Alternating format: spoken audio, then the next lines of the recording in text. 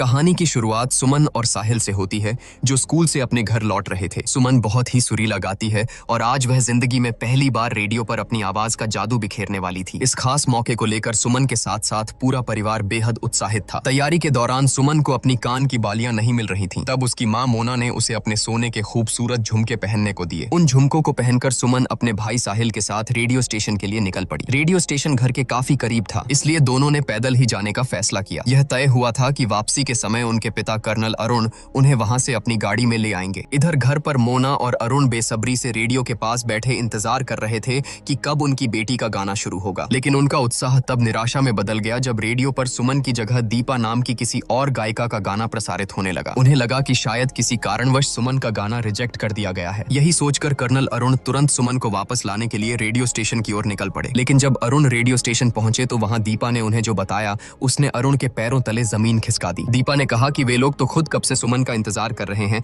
लेकिन वह तो वहां पहुंची ही नहीं। यह सुनकर अरुण बुरी तरह हैरान और परेशान हो गए। जब यह मनहूस खबर मोना तक पहुंची तो बच्चों की चिंता में उसका रो रो कर बुरा हाल हो गया। 4 घंटे बीत चुके थे, लेकिन सुमन और साहिल का कोई अता पता नहीं था। बच्चों के गायब होने का यह गंभीर मामला सीनियर इंस्पेक्टर जयप्रकाश को सौंपा जाता है। सूचना पाते ही जयप्रकाश फौरन कर्नल अरुण के घर पहुंचते हैं। वहां उन्हें पता चलता है कि बच्चे पिछले 4 घंटों से लापता हैं। शुरुआत में पुलिस को लगता है कि शायद बच्चे अपनी मर्जी से कहीं चले गए होंगे, लेकिन हालात और सबूतों को देखकर यह पहलू बिल्कुल भी सही नहीं लग रहा था। स्थिति की गंभीरता को भांपते हुए जयप्रकाश अंदेशा जताते हैं कि यह अपहरण का मामला हो सकता है और शायद जल्द ही उन्हें फिरौती के लिए कोई फोन आए। इस खौफनाक इंतजार के बीच पुलिस को खबर मिलती है कि एक सुनसान जगह पर एक लाश मिली है। शिनाख्त के लिए कर्नल अरुण को वहां ले जाया जाता है। भारी मन और कांपते कदमों से अरुण जब उस लाश को देखते हैं तो उनकी जान में जान आती है। वह लाश उनके बच्चों की नहीं थी। इससे उन्हें थोड़ी राहत जरूर मिलती है। एक आर्मी अफसर के 2 बच्चों के दिन दहाड़े गायब होने की खबर पूरे शहर में आग की तरह फैल जाती है। आम जनता में खौफ और आक्रोश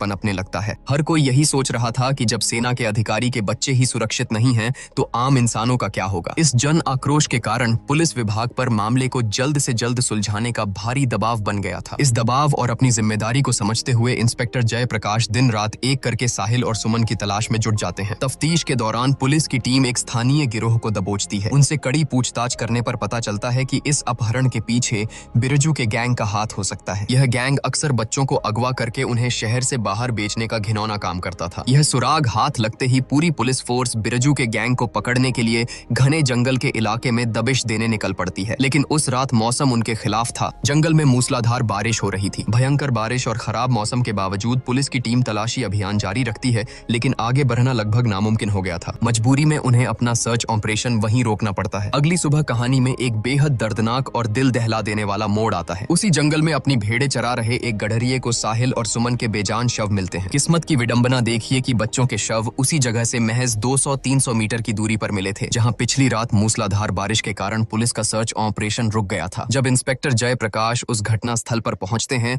तो बच्चों के शवों की दुर्दशा देखकर उनका दिल दहल जाता है। दोनों मासूमों की बेहद बेरहमी से हत्या की गई थी। इस खौफनाक मंजर ने पुलिस टीम को भी झकझोर कर रख दिया था। वहां जयप्रकाश के सीनियर अधिकारी भी पहुंच जाते हैं। वे भी इस बात से हैरान थे कि आखिर अपहरणकर्ताओं ने बच्चों को मारा क्यों। अगर उन्हें पैसे ही चाहिए थे तो वे एक बड़ी फिरौती की मांग कर सकते थे। बिना फिरौती मांगे इस तरह से हत्या कर देने का सीधा सा मतलब था कि ये लोग कोई साधारण अपहरणकर्ता नहीं, बल्कि बेहद खूंखार और शातिर कातिल थे। इस बीच घटनास्थल पर मीडिया और रिपोर्टर्स की भीड़ जमा हो जाती है, जो पुलिस से तीखे सवाल करने लगती है। इनमें निसार नाम की एक तेज तर्रार पत्रकार भी शामिल थी। तभी वहां कर्नल अरुण पहुंचते हैं। अपने जिगर के टुकड़ों को इस बेजान और खून से लथपथ हालत में देखकर एक मजबूत आर्मी अफसर भी पूरी तरह टूट जाता है और फूट फूट कर रोने लगता है। उधर बारीक तफ्तीश के दौरान जयप्रकाश की पैनी नजर क्राइम स्पॉट पर पड़े एक हरे रंग की कार के टूटे हुए शीशे पर पड़ती है। यह एक बड़ा सुराग था। इसके बाद की पूछताछ में पुलिस को पता चलता है कि बच्चों को आखिरी बार एक लाल रंग के स्कूटर वाले शख्स ने लिफ्ट दी थी। जयप्रकाश तुरंत पूरे इलाके में लाल स्कूटर वालों की तलाश के आदेश दे देते हैं। पुलिस की सख्ती देखकर एक डॉक्टर खुद सामने आता है। वह बताता है कि उसी ने साहिल और सुमन को अपने लाल स्कूटर पर लिफ्ट दी थी, लेकिन उसे किसी दूसरे रास्ते पर जाना था, इसलिए उसने दोनों बच्चों को एक बस स्टॉप पर उतार दिया था। पुलिस तस्दीक तस्दीक के लिए उस डॉक्टर को उसी बस स्टॉप पर लेकर जाती है जहां वह पुष्टि करता है कि उसने बच्चों को यहीं सुरक्षित छोड़ा था। इसके बाद वे दोनों कैसे आगे गए और उनके साथ क्या हुआ, इस बारे में उसे कोई जानकारी नहीं थी। दूसरी तरफ एक माँ का दिल इस खौफनाक सच को स्वीकार ही नहीं कर पा रहा था। मोना गहरे सदमे में थी। उसे अब भी यही लग रहा था कि उसके बच्चे जिंदा हैं और जल्द ही लौट आएंगे। भारी गम, चीखों और आंसुओं के बीच सुमन और साहिल का अंतिम संस्कार किया जाता है। पोस्टमार्टम के बाद फोरेंसिक डॉक्टर जयप्रकाश को एक ऐसी चौंकाने वाली जानकारी देता है जो पूरे केस को एक नया रुख दे देती है। वह बताता है कि बच्चों की हत्या किसी साधारण चाकू से नहीं बल्कि एक बेहद लंबे और धारदार हथियार से की गई है, शायद किसी तलवार से। यह सुनकर जयप्रकाश भी सन्न रह जाते हैं कि आखिर 1970 के इस आधुनिक जमाने में कोई तलवार लेकर क्यों घूमेगा और मासूम बच्चों की हत्या के लिए उसका इस्तेमाल क्यों करेगा। इधर पुलिस उस हरे रंग की कार की तलाश में जगह जगह नाकेबंदी और चेकिंग शुरू कर देती है, लेकिन तभी कहानी में एक नया मोड़ आता है। जयप्रकाश को उनके सीनियर अधिकारी अपने केबिन में बुलाते हैं। वे जयप्रकाश से कहते हैं कि इस केस में उनका काम अब खत्म हो चुका है। शुरुआत में यह एक साधारण अपहरण का मामला लग रहा था, लेकिन अब यह एक बेहद संगीन और उलझा हुआ डबल मर्डर केस बन चुका है। इसलिए अब यह हाई प्रोफाइल केस कुमार नाम के एक ज्यादा अनुभवी ऑफिसर को सौंपा जाएगा। अपने सीनियर का यह फैसला सुनकर जयप्रकाश अंदर तक हिल जाता है। वह बेचैन होकर उनसे मिन्नतें करने लगता है कि उसे थोड़ा और समय दिया जाए, क्योंकि वह खुद इस केस की तह तक पहुंचना चाहता था। लेकिन उसके सीनियर उसकी एक नहीं सुनते। उनका सीधा सा तर्क था कि जयप्रकाश के पास अभी कोई ठोस सबूत नहीं है, उसे सिर्फ एक कार का टूटा हुआ शीशा मिला है, पूरी कार नहीं। इस बात से जयप्रकाश भारी तनाव में आ जाता है। वह किसी भी कीमत पर उन दरिंदों को पकड़ना चाहता था। अपने इसी भारी मन के साथ वह निसार से मिलने पहुंचता है। निसार और जयप्रकाश असल में एक दूसरे को मन ही मन बहुत पसंद करते हैं, लेकिन निसार एक पत्रकार है और जयप्रकाश एक पुलिस अफसर, इसलिए दोनों ने अपने इस रिश्ते को दुनिया की नजरों से छिपा कर रखा था। जयप्रकाश निसार को अपनी कशमकश के बारे में बताता है कि कैसे यह केस उसके हाथों से छीना जा रहा है। इस पर निसार उसका हौसला बढ़ाते हुए कहती है कि इतनी जल्दी हार मत मानो जयप्रकाश, उम्मीद की किरण हमेशा बाकी रहती है। निसार की इन बातों से जयप्रकाश के अंदर एक नई आग पैदा हो जाती है। उसे एहसास होता है कि उसके पास केवल यही एक रात बची है। वह ठान लेता है कि आज की रात वह अपनी पूरी जी जान लगा देगा। बिना एक पल गवाए वह सीधा उसी खौफनाक जंगल की ओर निकल पड़ता है जहां बच्चों की हत्या हुई थी। जंगल पहुंचकर वह एक बेहद भावुक और दिल चीर देने वाला दृश्य देखता है। कर्नल अरुण अपने बच्चों की याद में उसी जगह पर बैठे फूट फूट कर रो रहे थे। जयप्रकाश उनके पास जाता है, उन्हें धाराश बंधाता है और समझा बुझाकर घर भेज देता है। इसके बाद जयप्रकाश अकेला ही टॉर्च की रोशनी में उस घने जंगल की खाक छानने लगता है। उसकी यह बेतहाशा मेहनत आखिरकार रंग लाती है और घने पेड़ों के बीच छुपाई गई वह हरे रंग की कार उसे मिल ही जाती है। तुरंत फोरेंसिक टीम को मौके पर बुलाया जाता है। कार की बारीकी से जांच करने पर यह खौफनाक सच सामने आता है कि साहिल और सुमन का अपहरण इसी कार में किया गया था, क्योंकि कार के अंदर से बच्चों के खून के धब्बे और बालों के सैंपल बरामद हो जाते हैं। तभी फोरेंसिक डॉक्टर जयप्रकाश को एक और चौंकाने वाली बात बताते हैं। कार के अंदर हुए संघर्ष के निशानों से पता चलता है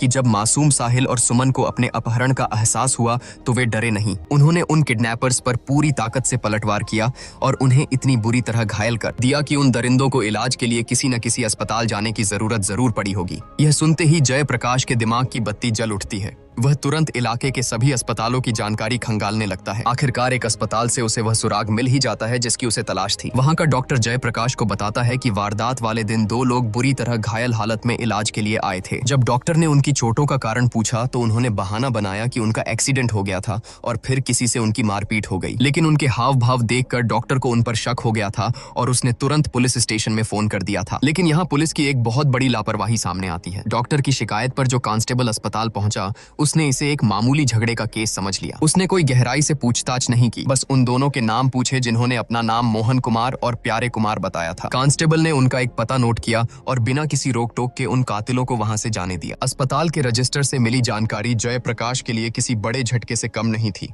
उसे यह जानकर गहरा आघात लगा कि जिस वक्त वह कर्नल अरुण को अज्ञात लाश की शिनाख्त कराने के लिए उसी अस्पताल में लाया था, तब वे दोनों कातिल वहीं मौजूद थे। हत्यारे जयप्रकाश की आंखों के ठीक सामने थे, लेकिन वह उन्हें पहचान नहीं सका। बिना एक भी पल गवाए जयप्रकाश अपनी टीम के साथ उस पते पर पहुंचता है जो उन दोनों ने अस्पताल के रजिस्टर में लिखवाया था। वहां तलाशी के दौरान जयप्रकाश के हाथ वह अहम सुराग लग जाता है जिसकी उसे तलाश थी। वह खूनी तलवार जिससे मासूम साहिल और सुमन को बेरहमी से काटा गया था। उस तलवार बार की मूठ पर एक नाम खुदा हुआ था, मोहनलाल सूरीचूरन वाला। इस नाम का सुराग पकड़कर पुलिस टीम तुरंत मोहनलाल के घर पहुंचती है, लेकिन वहां जाने पर पता चलता है कि मोहनलाल अब वहां नहीं रहता। उस घर में रहने वाले मौजूदा किराएदार ने एक चौंकाने वाला राज खोला। उसने बताया कि मोहनलाल का किसी अन्य पुरुष के साथ अफेयर था। 1970 उस दौर में इस बात के खुलने पर समाज में उसकी भारी बदनामी हुई थी, जिसके बाद वह मुंह छिपाकर उस इलाके से कहीं दूर चला गया। हालांकि उस किराएदार को यह नहीं पता था कि मोहनलाल कहां है, लेकिन उसने उस आदमी का पता दे दिया जिसके साथ मोहनलाल का अफेयर था। जयप्रकाश तुरंत उस आदमी के घर धमकता है।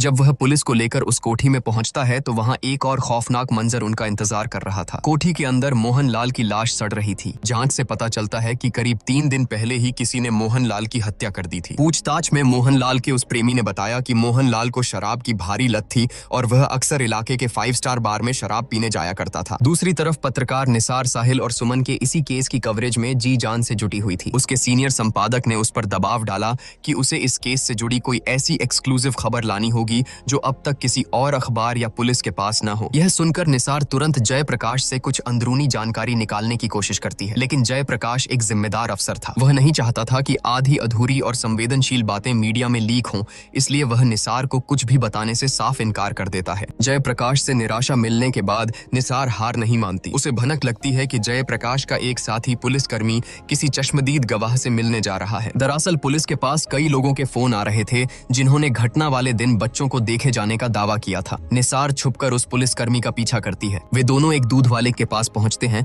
जो एक रोंगटे खड़े कर देने वाली सच्चाई बयान करता है। दूध वाले ने बताया कि घटना वाले दिन जब वह सड़क से गुजर रहा था तो उसने एक हरे रंग की कार देखी। उस कार की पिछली सीट पर साहिल और सुमन बैठे थे जो रोते हुए चीख चीख कर मदद की गुहार लगा रहे थे। दूध वाले ने अपनी जान पर खेलकर उस कार को रोकने की पूरी कोशिश भी की थी, लेकिन किडनैपर्स ने उसे जोरदार धक्का मारा और कार लेकर वहां से फरार हो गए। इसके बाद दूध वाले ने जो बताया उसने एक बार फिर पुलिस प्रशासन की घोर लापरवाही की पोल खोल दी। दूध वाले ने बताया कि इस घटना के तुरंत बाद उसने अपने भाई को कई बार पुलिस स्टेशन भेजा ताकि वह बच्चों के अपहरण की रिपोर्ट दर्ज करा सके, लेकिन थाने में मौजूद किसी भी पुलिस वाले ने उसकी बात को गंभीरता से नहीं लिया और उसे वहां से भगा दिया। उधर कर्नल अरुण का पुलिस की ढीली कार्रवाई से भरोसा उठने लगा था। अपने बच्चों की मौत का असली सच जानने के लिए वे एक प्राइवेट डिटेक्टिव को काम पर रख लेते हैं। इस तफ्तीश को आगे बढ़ाने और कातिलों तक पहुंचने के लिए उस जासूस को बच्चों की फोरेंसिक रिपोर्ट की सख्त जरूरत थी। दूसरी ओर पत्रकार निसार एक बार फिर जयप्रकाश से मिलने पहुंचती है, लेकिन इस बार जयप्रकाश अपने गुस्से पर काबू नहीं रख पाता। उसे लगने लगा था कि निसार की उससे नजदीकियां सिर्फ और सिर्फ अपने अखबार के लिए कोई चटपटी और एक्सक्लूसिव खबर निकालने की एक चाल है। इसी गलतफहमी और काम के भारी तनाव के चलते जयप्रकाश निसार पर बुरी तरह भड़क जाता है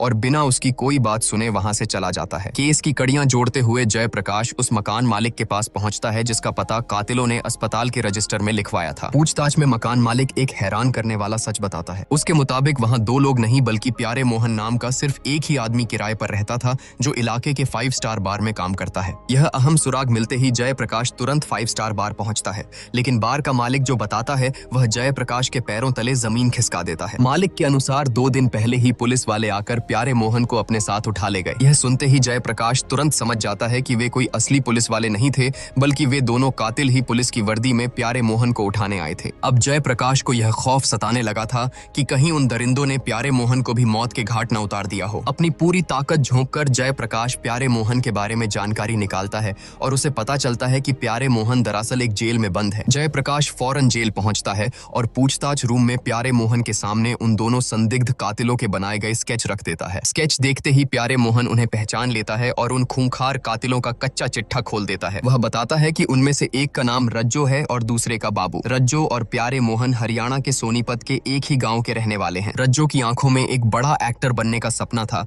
जिसे पूरा करने के लिए वह मुंबई चला गया था। वहीं उसकी मुलाकात बाबू नाम के एक शातिर चोर से हुई और दोनों में गहरी दोस्ती हो गई। बाबू के कुसंगति में आकर रज्जो भी उसके साथ मिलकर छोटी मोटी चोरियां और अपराध करने लगा। रज्जो बाबू को बताता है कि उसका एक पुराना दोस्त है जो उनकी मदद जरूर करेगा। रज्जो बताता है कि उसके दोस्त का नाम प्यारे मोहन है और वह एक 5 स्टार होटल में काम करता है। जब वे दोनों उस जगह पहुंचते हैं तो बाबू रज्जो पर जोर जोर से हंसने लगता है। दरअसल वह कोई 5 स्टार होटल नहीं बल्कि 5 स्टार बार नाम का एक मामूली सा ठेका था। इस बार में प्यारे मोहन दोहरी आवाज में गाने गाकर लोगों का मनोरंजन करता था। वह कपड़े भी आधे लड़के और आधी लड़की वाले पहनता था। उसकी इसी अनोखी अदा और रूप रंग पर मोहनलाल सूरीचूरन वाला पूरी तरह से फिदा था और अक्सर उसके पीछे पड़ा रहता था। जब बाबू और रज्जो को यह पता चलता है कि मोहनलाल सूरी की नीयत प्यारे मोहन को लेकर ठीक नहीं है तो वे मजाक में प्यारे मोहन को चिढ़ाने लगते हैं। इस पर प्यारे मोहन खींचते हुए कहता है कि वह चूरन लाल की इन हरकतों से बहुत परेशान आ चुका है और चाहता है कि कोई उसे अच्छी तरह सबक सिखाए। यह सुनकर शातिर बाबू मुस्कुराता है और कहता है कि अगर वह चाहे तो चूरन लाल का पक्का इलाज कर सकता है। प्यारे मोहन को बाबू की यह बात अच्छी लगती है। उसे लगता है कि वे लोग चूरन लाल को सिर्फ थोड़ी सी धमकी देकर डरा देंगे। इसी इरादे से तीनों चूरन लाल के घर धमकते हैं, लेकिन वहां पहुंचते ही बाबू की असली दरिंदगी बाहर आ जाती है। वह बिना कुछ सोचे समझे चूरन लाल को बेरहमी से पीटना शुरू कर देता है। बाबू का यह खौफनाक और वहशी रूप देखकर प्यारे मोहन की रूह कांप जाती है। उसे पल भर में यह एहसास हो जाता है कि बाबू कोई मामूली गुंडा नहीं बल्कि एक खूंखार कातिल है और उसकी संगत में रहकर उसका सीधा सादा दोस्त रज्जो भी वैसा ही बन चुका है। खौफ के मारे प्यारे मोहन वहां से उल्टे पांव भाग खड़ा होता है। प्यारे मोहन के भागने के बाद बाबू और रज्जो चूरन लाल की निर्मम हत्या कर देते हैं। हत्या के बाद वे उसके घर से एक लंबी और धारदार तलवार चुरा लेते हैं। यह वही मनहूस तलवार थी जिससे आगे चलकर मासूम साहिल और सुमन को मौत के घाट उतारा गया था। चूरन लाल को ठिकाने लगाने के बाद बाबू रज्जो के कान भरता है। वह कहता है कि जिस प्यारे मोहन के लिए हमने चूरन लाल को टपकाया है वही अब डर के मारे पुलिस के सामने हमारा राज खोल देगा और हम दोनों फांसी पर लटक जाएंगे। इसलिए अब हमें प्यारे मोहन का भी पक्का इंतजाम करना होगा। रज्जो इस बात के लिए राजी तो हो जाता है, लेकिन वह बाबू से मिन्नतें करता है कि वे प्यारे मोहन को जान से नहीं मारेंगे बल्कि सिर्फ इतना डराएंगे कि वह कभी पुलिस के सामने मुंह न खोल सके, क्योंकि प्यारे मोहन वैसे भी एक नंबर का डरपोक इंसान है। अपनी योजना के तहत कुछ दिन बाद ये दोनों प्यारे मोहन को दबोच लेते हैं